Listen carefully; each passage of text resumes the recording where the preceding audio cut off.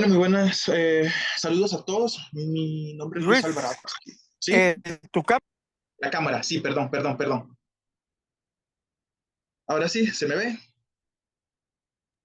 Sí, Sí, ok. Voy de nuevo. Hola, hola. Un cordial saludo a todos los presentes. Mi nombre es Luis Alvarado Castillo, interno universitario de la Universidad Autónoma de Centroamérica, UACA. Y para el día de hoy voy a traer dos temas a conversación, los cuales van a ser la glomerulonefritis aguda postestreptocóxica y el síndrome nefrótico, síndrome nefrótico, sí.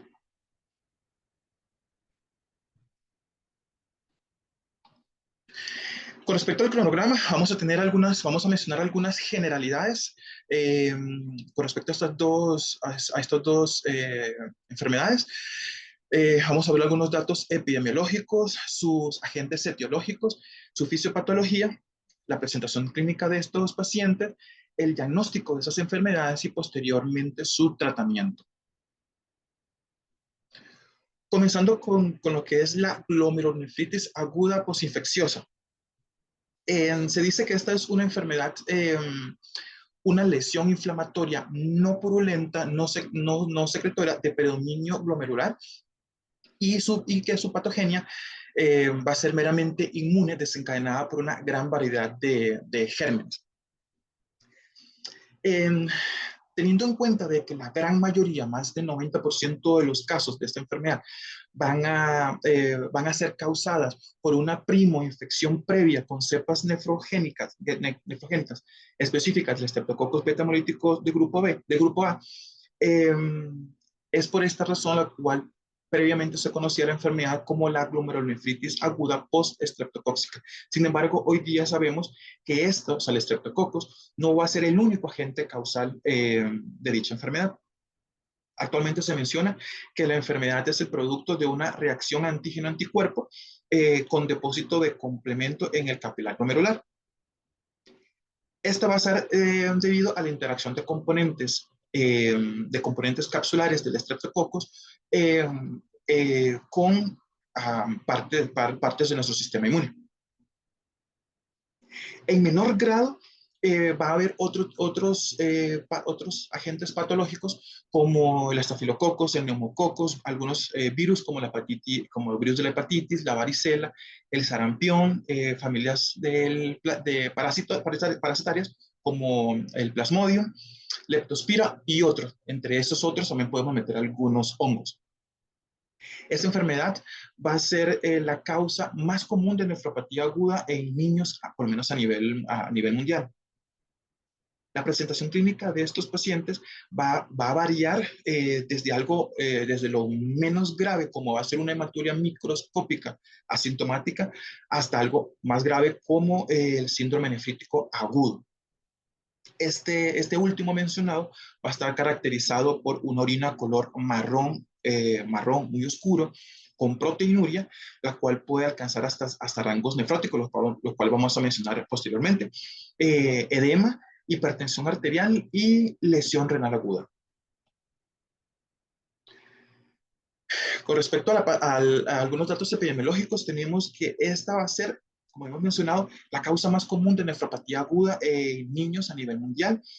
Eh, la mayoría de los casos se va a enfocar en países de recursos limitados. Se menciona que hay aproximadamente 470,000 nuevos casos anuales en todo el mundo, pero que el 97% de estos casos se van a concentrar en países donde hay un nivel socioeconómico más bajo. La incidencia anual de esta enfermedad va a variar entre 9,5 a 28,5 en niños por cada 100,000 niños. En los países más desarrollados e industrializados, la incidencia de esta enfermedad ha disminuido drásticamente desde la década de los 70 y los 90.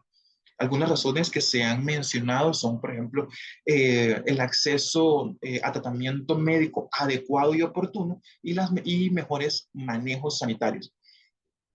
Se menciona que el riesgo de sufrir esta enfermedad aumenta grandemente en los extremos de la vida, por encima de los 60 años de edad y entre la edad de los 5 a 12 años, que es digamos, el grupo etario que nos interesa en este momento. Se ve muy poco, es muy poco común que se vea esta enfermedad en niños inferiores a los 3 años de edad. Y en este grupo etario es mucho más frecuente que se dé la enfermedad en varones que en mujeres, más o menos de 2 a 1. Con respecto a los agentes etiológicos, como hemos mencionado, es una enfermedad postinfecciosa, o sea, vamos a tener una primoinfección previa, mayoritariamente con agentes bacterianos, entre ellos el, el de mayor importancia, que va a ser el Streptococcus beta-hemolítico de grupo A, pero luego tenemos a otros como el estafilococos, el neumococos, meningococos, Haemophilus influenzae, el micoplasma, pseudomonas y treponema pallidum. También tenemos algunos virus, los cuales podrían ser agentes causales también, como el virus del Epstein-Barr, citomegalovirus, Coxsackie, virus de la parotiditis, sarampión, virus de la varicela, parvovirus B19 y la rubiola. Mucho ojo con el virus de el VIH. Algunos parásitos, los cuales, digamos, de los más mencionados son de la familia Plasmodium, Plasmodium falciparum, Plasmodium malariae, el Toxoplasma gondii y la Leishmania. Y de los hongos, de los cuales el más mencionado entre las literaturas va a ser la Candida albicans. Y posteriormente en este grupo, en este cuadrito tenemos algunas de las entidades infecciosas más importantes o más relevantes asociadas más frecuentemente a dicha enfermedad, a la glomerulonefritis aguda postinfecciosa, como son la amigdalitis aguda, infecciones nasofaringias y el impétigo, estas causadas mayoritariamente por el estreptococos. Luego también tenemos neumonías, bronconeumonía, endocarditis bacteriana, abscesos viscerales, fiebre tifoidea, la brucelosis, hepatitis B, sífilis congénita y el paludismo. Con respecto a lo que es la fisiopatología, la patogenia de esta enfermedad, como mencionamos anteriormente, esta enfermedad va a ser causada por inmunocomplejos de depósito intracelular. Se menciona que tanto la inmunidad humoral como la celular van a estar involucradas en lo que va a ser la patogenia de la enfermedad mencionada. Algunos de los mecanismos los cuales han sido propuestos como responsables del daño glomerular inmunológico inducido por esta infección va a ser, primero que nada, la formación de inmunocomplejos. La formación de inmunocomplejos, los cuales contienen, entre otros, componentes antigénicos del germen causal, llámese la bacteria, el virus o el hongo, los cuales reaccionan con componentes de anticuerpos producidos por nuestro sistema inmune. Estos inmunocomplejos van a depositarse en las células de la membrana basal y posteriormente estos van a reaccionar de forma cruzada con anticuerpos de la misma membrana basal, de las células de la membrana basal. Van a hacer una reacción cruzada, haciendo lo que llamamos mimetismo molecular. Y por último, lo que vamos a tener es la alteración de antígenos renales normales, lo cual va a desencadenar una reactividad autoinmune. Que todo esto lo que me va a causar me va a desencadenar la activación de una cascada de inflamación y de daño glomerular. Comenzando con la activación del complemento, predominantemente la vía alternativa, la cual me va a generar factores quimiotácticos que lo que van a hacer es van a reclutar leucocitos al sitio de la lesión y van a formar complejos de ataque a la membrana, los cuales pueden lesionar de forma directa a las células glomerulares y digamos, de forma secundaria van a dar la liberación de citoquinas, prostaglandinas, radicales de oxígeno y finalmente me van a causar apoptosis celular. También vamos a tener la activación de la cascada de la coagulación, lo cual me va a resultar en la formación de trombos y depósito de fibrina en lo que es el entramado microvascular glomerular. También va a haber activación plaquetaria. Luego vamos a tener más reclutamiento y proliferación celular al sitio de lesión. Y estas células activas, al momento de activarse, lo que van a hacer es liberar moléculas vasoactivas, proteasas, citoquinas, prostaglandinas, factores de crecimiento y radicales de oxígeno, los cuales simplemente lo que van es a contribuir más a la lesión glomerular, a la lesión de los tejidos circundantes. Aquí vemos en este pequeño cuadrito, eh, vemos lo que va a ser, este es, digamos, lo que es el glomérulo, vamos a ver el daño, vamos a ver un daño mesangial, vemos daño por lo menos en las células del mesangio, lo cual me va a producir proteinuria y microhematuria. Luego tenemos daño endocapilar, vamos a ver daño dentro de la microvasculatura, lo cual me va a producir más hematuria, más proteinuria. Y por último tenemos daño en las células epiteliales, lo cual me va a incrementar mucho más la proteinuria, pudiéndomelo llevar hasta rangos nefróticos sin lesiones inflamatorias. La presentación típica digamos, de esta enfermedad va a ser una glomerulonephritis proliferativa endocapilar. Va a estar caracterizada por la proliferación celular difusa con aumento del número de células endoteliales, poco funcionales. La membrana basal glomerular, por lo menos al principio, se va a mantener normal hasta que ya llegue un daño más proliferativo en el mismo. El grado de oclusión capilar se va a correlacionar con el descenso de la tasa de filtrado glomerular y por lo tanto el grado de su disfunción del mismo. En las formas más graves puede ocurrir una proliferación extracapilar con infiltrado celular en el espacio de Bowman, lo cual va a dar formación de semilunas epiteliales, lo que ocasiona una glomerulonefritis rápidamente progresiva.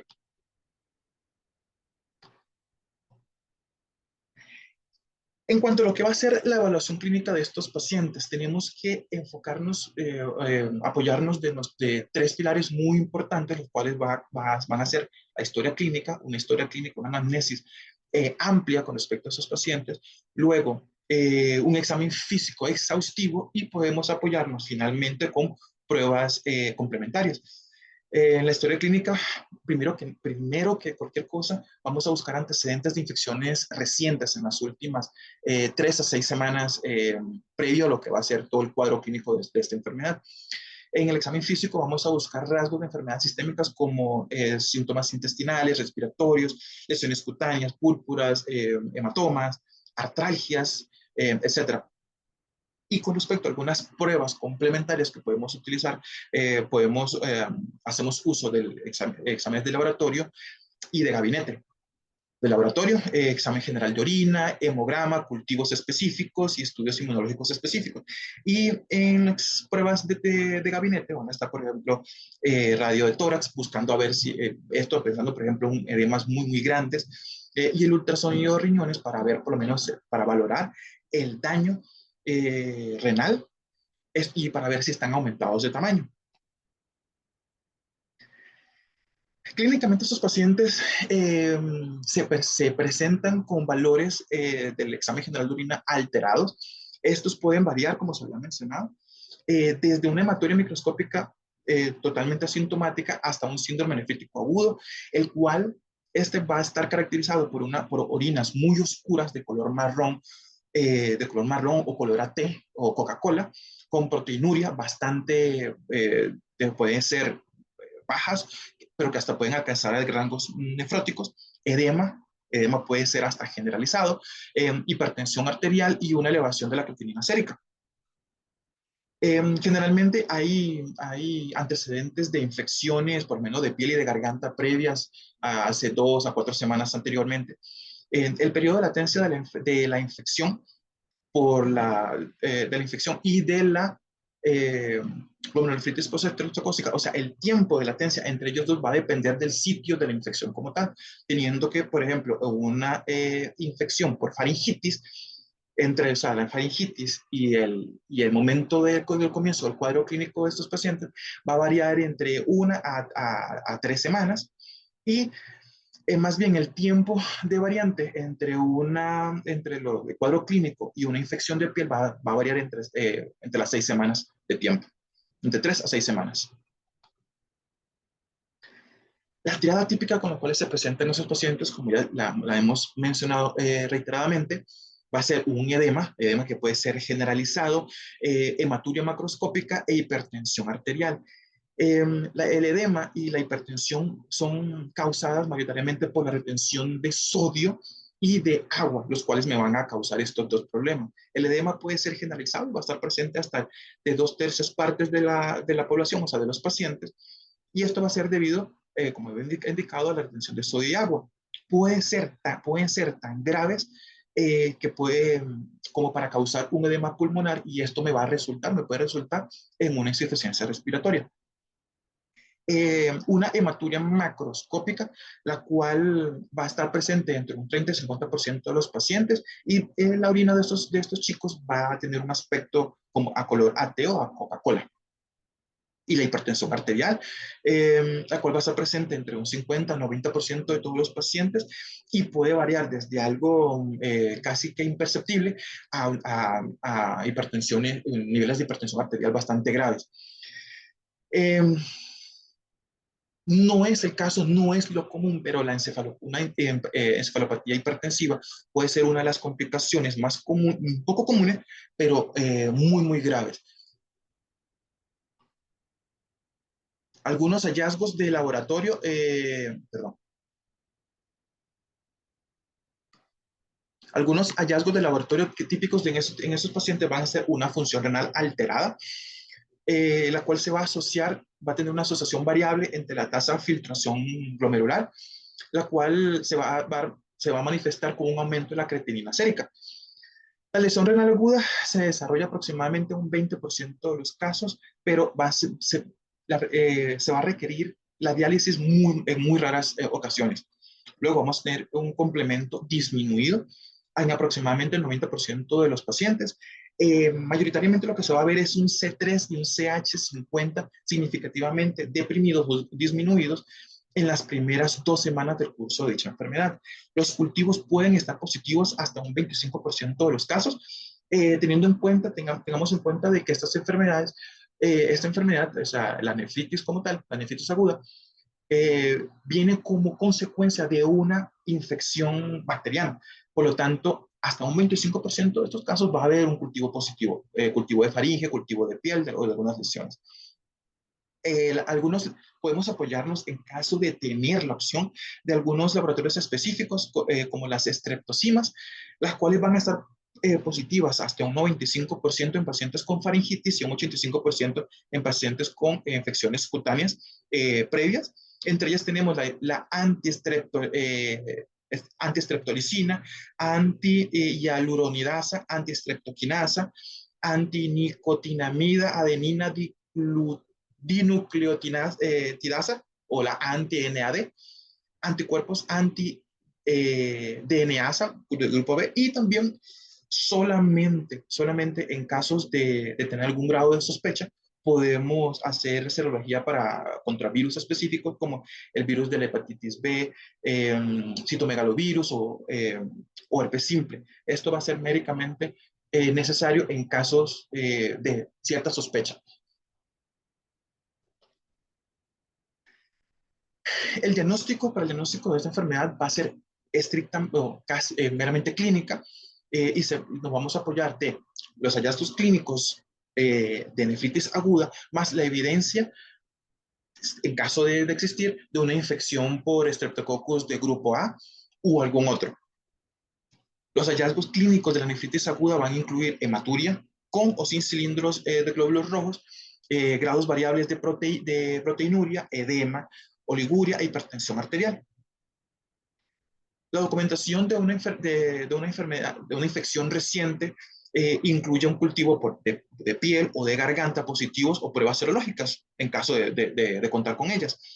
Las pruebas negativas, sin embargo, pueden retrasar en diagnóstico mayormente en aquellos casos en que no haya una sospecha clínica clara, o que el cuadro clínico de estos pacientes no sea del todo así como lo vamos ordenando.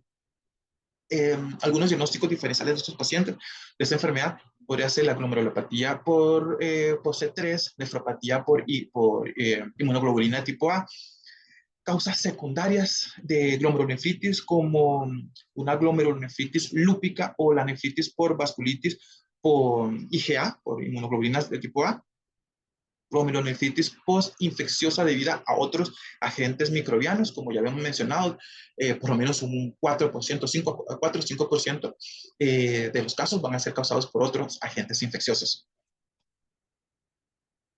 Y aquí, este pequeño cuadrito lo que me va es, digamos, a aclarar todo lo que ya hemos mencionado hasta este momento. Vamos a tener un paciente que previamente venía cursando con una infección por Streptococcus beta hemolítico o algún otro, lo cual se va a presentar o se va a tener una clínica de faringoamigdalitis o infecciones cutáneas. Esto lo que me va a hacer es que, digamos, los antígenos de este agente infeccioso va a reaccionar con los anticuerpos producidos por nuestro cuerpo. Van a haber un aumento de anticuerpos SLO, anti-hialuronidasa o antidesoxirribonucleasa. Se va a dar un complejo, inmunocomplejos, antígeno-anticuerpo, los cuales se van a formar y se van a depositar en los capilares glomerulares, lo cual se va a ver reflejado en una hematuria y proteinuria, pero también se va a dar una activación del complemento con una depresión del C3 intraplasmático. Va a disminuir, esto me va a causar una disminución en la filtración glomerular, lo cual se va a ver reflejado con una oliguria, y por otra parte se va a ver reflejado con tanto la urea como la creatinina plasmáticas elevadas.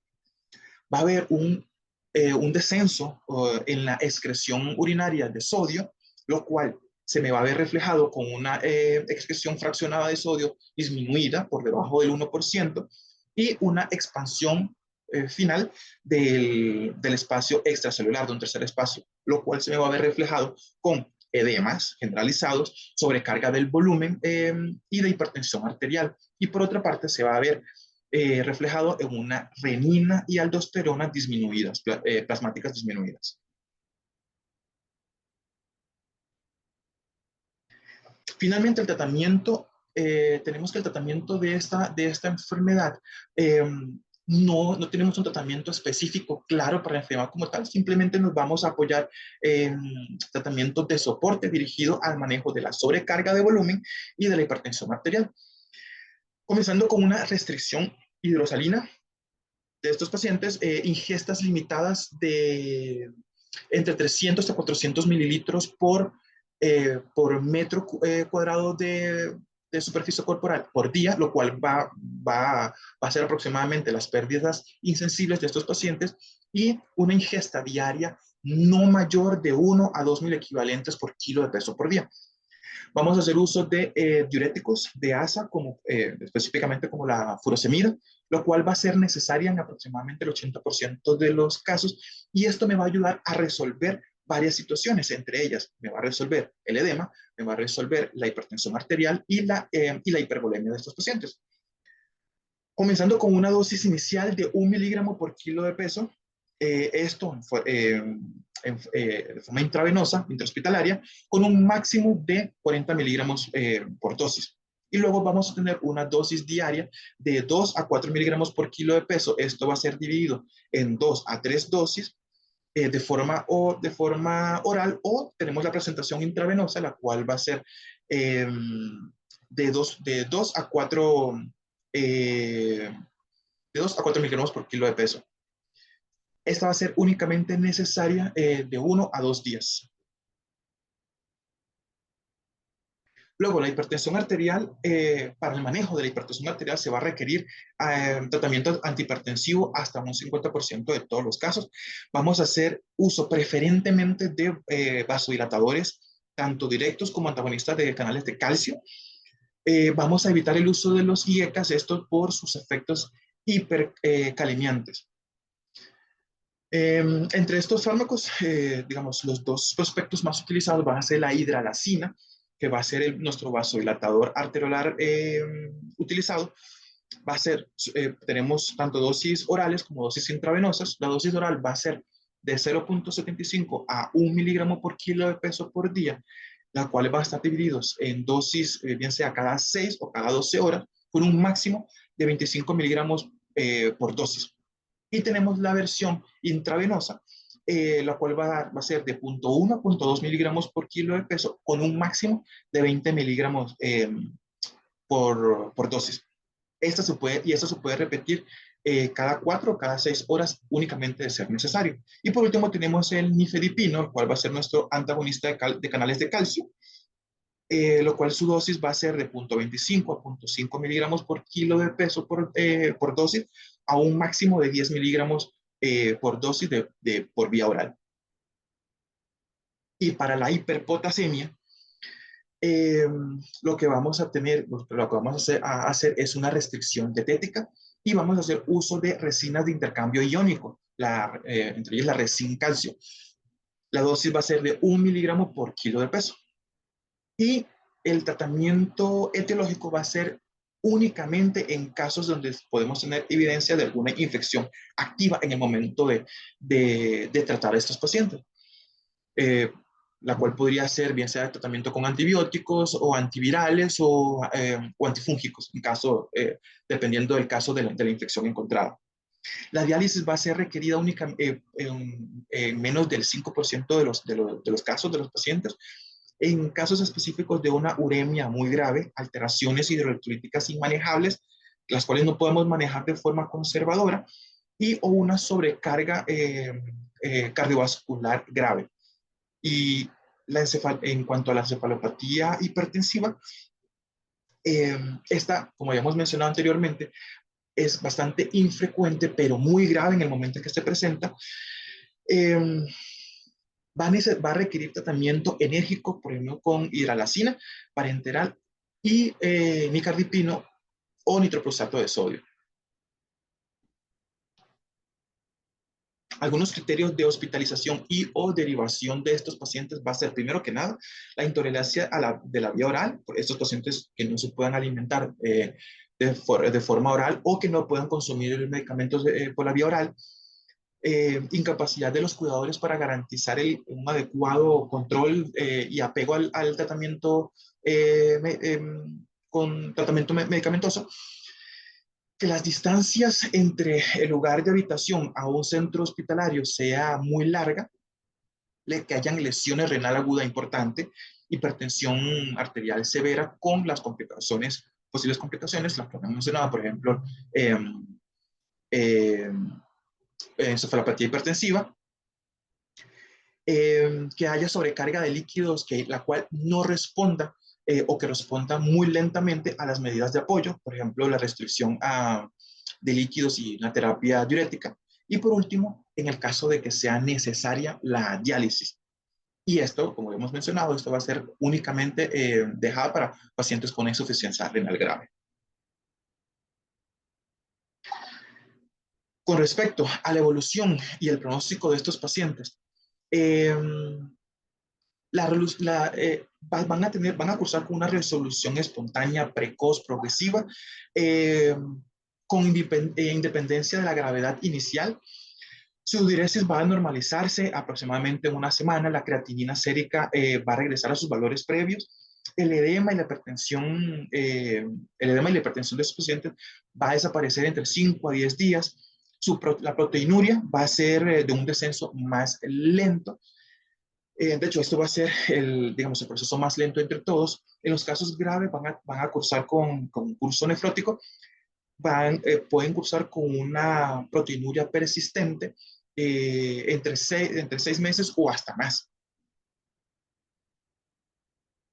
La mayoría de estos pacientes va a tener un pronóstico excelente, o sea, van a poder tener una remisión completa sin ningún tipo de secuelas. Sepamos que ni la gravedad del síndrome de la lesión nefrítica, ni el grado de la disminución del complemento sérico van a tener algún grado de importancia en el pronóstico a largo plazo de estos pacientes. Aquí terminamos, por lo menos, con lo que era la glomerulonefritis postinfecciosa y comenzamos con lo que es el síndrome nefrótico. Algunas generalidades, esta va a ser la glomerulopatía primaria más frecuente en la edad pediátrica.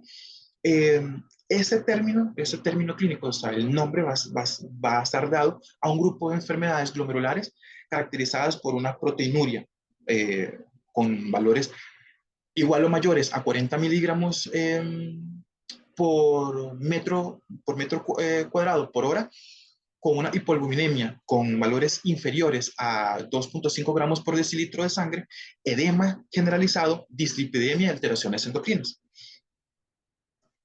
La proteinuria va a ser el signo clínico de la lesión de los podocitos, o sea, va a haber una pérdida de la permeabilidad selectiva de la barrera de filtración glomerular, o sea, va a haber un paso menos regulado de partículas, entre ellas proteínas, por la barrera de filtración glomerular. Según su etiología, van a estar divididos en primarios o idiopáticos y secundarios. Y la etiología del síndrome nefrótico primario va a ser mayoritariamente desconocido. Según su epidemiología, tenemos que el síndrome nefrótico idiopático va a englobar hasta un 90% de todos los casos en niños entre los 12 y los 12 años de edad. La incidencia en la población pediátrica inferior a los 16 años de edad va a ser de 2 a 7 casos nuevos por cada 100.000 niños por año. Y su prevalencia va a ser aproximado de 15 casos por cada 100.000 niños. La edad preferentemente va a ser entre una edad entre los 2 a los 8 años de edad, con un pico máximo de incidencia entre los 3 a los 5 años.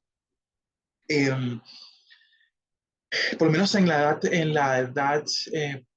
edades más tempranas, va a ser mucho más frecuente en los varones. Sin embargo, esta diferencia con respecto a la edad, con respecto al sexo, no va a estar presente por lo menos en las edades de adolescentes o en los adultos. Como mencionamos, vamos a dividir el síndrome nefrótico en primario y secundario. Entre los primarios tenemos el primario idiopático, no sabemos su origen, el síndrome nefrótico primario congénito, el cual se va a presentar en los primeros 12 meses de edad del paciente, y el síndrome nefrótico primario genético. Y luego tenemos la enfermedad secundaria. Esta va a ser secundaria, bien sea a otras enfermedades, a otras nefropatías, como la glomerulonefritis aguda, la nefropatía por IgA, síndrome de Alport, o por enfermedades sistémicas como la vasculitis, el lupus eritematoso sistémico, la diabetes mellitus, la amiloidosis, síndrome hemolítico urémico u otras enfermedades infecciosas, bien sea por bacterias, por virus, por hongos, virus específicos como el virus de hepatitis B, la hepatitis C, el citomegalovirus, el virus del VIH y como parásitos como la malaria como tal. Algunas neoplasias como la leucemia y el linfoma de Hodgkin. Y también se va a dar, por ejemplo, secundario al consumo de algunos fármacos como AINES en grandes dosis o de forma prolongada, al consumo de sales de oro o al captopril. Con respecto a lo que va a ser la fisiopatología de esta enfermedad, vamos a comenzar con lo que va a ser la alteración en la membrana basal glomerular, bien sea de forma idiopática o por cualquiera de los trastornos secundarios, lo cual me va a dar un aumento de la permeabilidad o la porosidad de la membrana basal, lo cual me va a causar una proteinuria en escalada, y como resultado final vamos a tener un edema generalizado y todo lo que conlleve de este edema. Con respecto a la fisiopatología específica de lo que va a ser el edema, vamos a tener que tanto una proteína, o sea, vamos a tener un desbalance entre lo que es la proteinuria y el catabolismo renal de la albúmina con respecto a lo que va a ser la síntesis hepática de albúmina, lo cual me va a causar una hipoalbuminemia. Esta albuminemia me va a causar un descenso de la presión oncótica plasmática y posteriormente una fuga de líquido vascular a un tercer espacio, el espacio intersticial, y esto me va a tener como resultado una hipovolemia, lo cual me va a aumentar el estímulo o me va a causar estímulo del sistema renina-angiotensina-aldosterona y una mayor secreción de hormona antidiurética, con un resultado final de retención de sodio y agua. Esto en conjunto me va a llevar a lo que es el edema final. Algunas manifestaciones clínicas de estos pacientes va a ser lo que hemos mencionado, el edema, la proteinuria y la hipoalbuminemia. El síndrome por lo menos en el síndrome nefrótico idiopático, la distribución del edema va a ser predominantemente en zonas de declive y significativo en cara y en genitales. Algunos signos menos frecuentes va a ser la hematuria, menos de un 25% de los casos, la hipertensión arterial en un 20% de los casos y la insuficiencia renal en el 3% de los pacientes. La mayoría de estos pacientes va a cursar con derrame pleural sin ningún tipo de disnea. El edema pulmonar va a ser poco común y va a estar presente en pacientes con tratamiento con albúmina intravenosa, lo cual generalmente está contraindicado, por lo menos en estos pacientes. Vamos a tener también pacientes con ascitis generalizada, hepatomegalia, dolor abdominal muy frecuente. Van a cursar, pueden cursar con diarrea frecuente, esto causado por el edema intestinal. Van a cursar, eh, digamos, con una mayor susceptibilidad a infecciones causadas por disfunción del sistema inmune de células T y B, lo cual causado por una pérdida urinaria de inmunoglobulinas y de complemento. Y esto lo que me va a dar es una mayor susceptibilidad, un mayor riesgo a sufrir enfermedades específicas como la peritonitis primarias, celulitis, neumonía, meningitis y sepsis.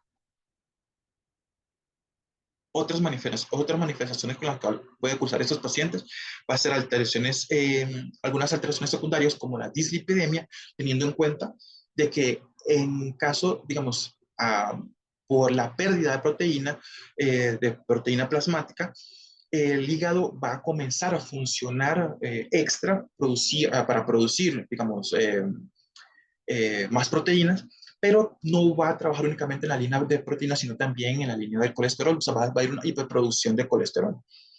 Eh, Va a haber hipercoagulabilidad y alteraciones tiroideas.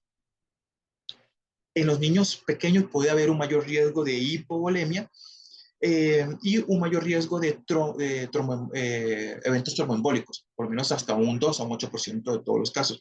Y que la hipovolemia y los eventos tromboembólicos asociados a infecciones, funciones venosas, inmovilización de los pacientes, que en todos estos me pueden causar eventos tromboembólicos.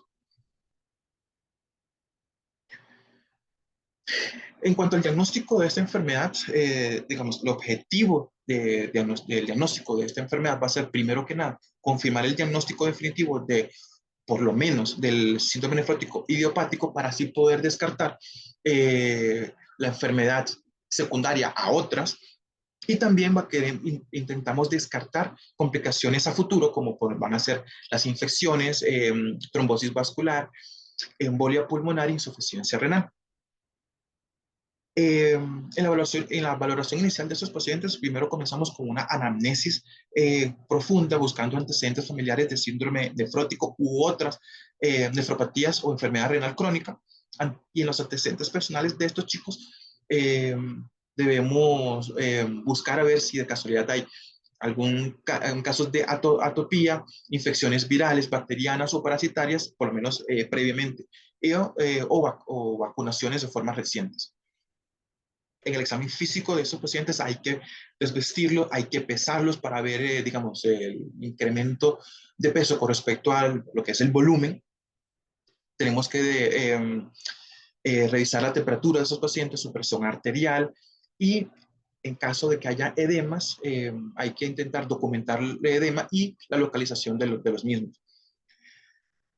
Algunos signos clínicos de complicaciones como disnea, fiebre, dolor abdominal, ascitis, taquicardia, pensando, por ejemplo, algunas infecciones anteriores o infecciones generalizadas como celulitis, peritonitis o sepsis. Algunas manifestaciones extrarrenales del síndrome nefrótico secundario como exantema, púrpura o signos articulares, pensando en una artritis séptica o artritis lúpica, por ejemplo. La triada típica de estos pacientes, como hemos mencionado, va a ser la proteinuria, con valores superiores a 40 miligramos por metro cuadrado por hora, hipoalbuminemia con valores inferiores a 2.5 gramos por decilitro de sangre y edemas. Tenemos que hacer un estudio de la función renal, la cuantificación de lípidos de estos pacientes, lípidos séricos, la función tiroidea, la coagulación de estos pacientes, un hemograma completo e inmunoglobulinas para evaluar, por ejemplo, posibles alteraciones secundarias. Tenemos que hacer estudio también genético indicado, por ejemplo, en síndrome nefróticos congénitos o corticoresistentes o también familiar. La biopsia renal no está, eh, digamos, no se valora en todos los casos. Sí, o sea, no va a ser indispensable para el diagnóstico de estos pacientes. Por último, tenemos el tratamiento de esa enfermedad. El objetivo del mismo va a ser tratar primero las complicaciones agudas y obtener remisión completa del síndrome nefrótico, y también vamos a intentar prevenir las recaídas y las complicaciones secundarias a la enfermedad y al tratamiento a largo plazo. Comenzando con tratamiento sintomático, este va a ser indispensable para enlentecer la pérdida de la función renal, por lo menos en el síndrome nefrótico corticoresistente, y para evitar las complicaciones tromboembólicas y mejorar la calidad de vida de estos pacientes. En esto va a ser, digamos, la actividad física va a ser de gran importancia. Tenemos que evitar el reposo en cama de estos pacientes, y esto para evitar por lo menos la enfermedad tromboembólica. En, en, en cuanto a la dieta de esto, con por menos de 1 a 2 gramos por kilo de peso por día, y una restricción de sodio moderada y de líquidos. Los diuréticos van a ser utilizados únicamente en casos de su paciente, comenzando con la furosemida, con una dosis de 1 a 2 miligramos por kilo de peso por dosis. Es únicamente ese compromiso respiratorio y edema pulmonar. La amilorida de 0.5-0.7 miligramos por kilo de peso por día, dividido en 2 tomas. Y la espironolactona, la cual va a ser una dosis de 5 miligramos por kilo de peso por día, dividido también en 2 tomas. Y por último, digamos, la prednisona oral, la cual va a ser un pilar importante del tratamiento para estos pacientes, lo cual va a ser de una dosis de 60 miligramos por metro cuadrado por día, o de 2 miligramos por kilo de peso por día, durante 4 a 6 semanas, seguido a 40 miligramos por metro cuadrado por días, de forma alternada, durante 4 a 6 semanas. Y por último, vamos a tener el tratamiento y la prevención de las complicaciones. Por ejemplo, vamos a intentar de profilaxis contra la osteoporosis por corticoides. Recordemos que las dosis prolongadas con corticosteroides pueden causar, entre otras cosas, osteoporosis. Vamos a hacer uso de suplementos de calcio de 500 a 1200 miligramos por día, y de vitamina D de 400 a 800 unidades por día. Y la hipertensión arterial la vamos a manejar con enalapril, 0.1 a 0.6 miligramos por kilo de peso por día, dividido en 2 tomas, con un máximo de 20 miligramos por día. Y losartán, de 0.8 a 1 miligramo por kilo de peso por día, cada 24 horas, con un máximo de 50 miligramos por día. Esa sería mi biografía.